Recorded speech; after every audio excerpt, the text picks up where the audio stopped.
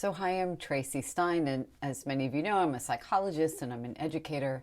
And today I wanted to speak with you a little bit about the importance of seeing ourselves and other people, including our children, in a whole person way.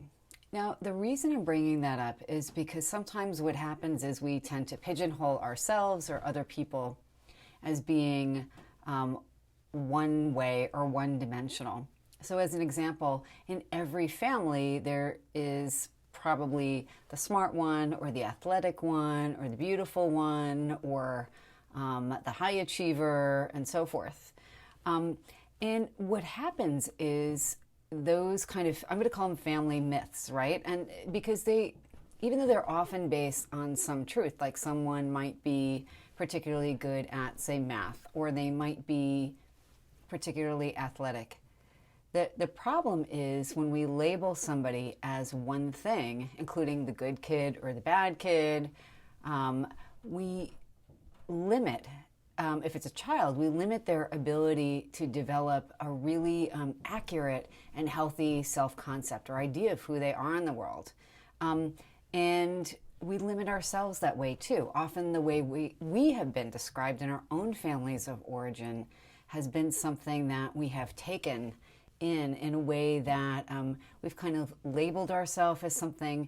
And what happens sometimes, or often unintentionally, is that we don't pursue things or challenge ourselves in certain ways because on some level, often a level we're not fully conscious of, we are operating according to that same playbook of who we are, and in a way, by definition, who we are not, right?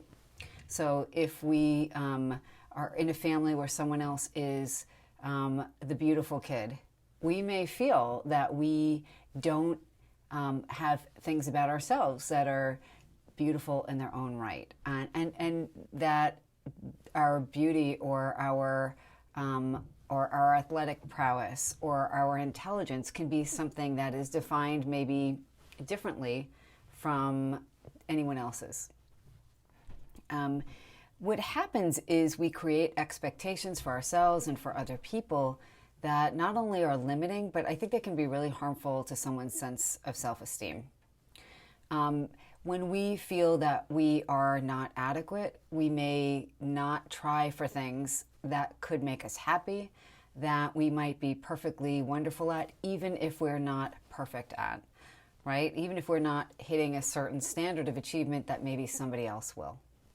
Or we may conversely achieve things, but never really give ourselves credit for them. So I've seen this happen in clinical practice many times where someone grows up in a family where the other sibling is the likable one or the, quote, smart one. And sometimes people will come in even as adults or even as older adults and feel like no matter what they do, it's never enough. So there's always this feeling of being inadequate or being unentitled to things and so forth.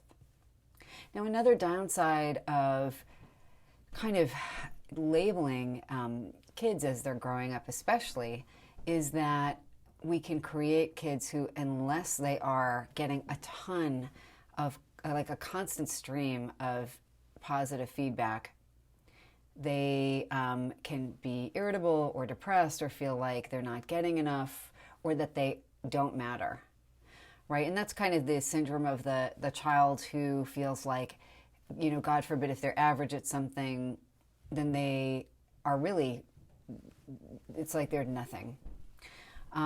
So what can you do? What can you do if that's your child, right? For one thing, we can take a really honest assessment privately of what things we observe in our own children and what qualities we think they have and which ones we tend to value or praise more and which ones we might not recognize as much. And understand that it's really important to validate just who someone is, the fullness of who they are, right? And there's no one right way to be. So if a kid is on the quieter side or on the more energetic side, and even if that's not your preferred way for a child to be, that's who they are.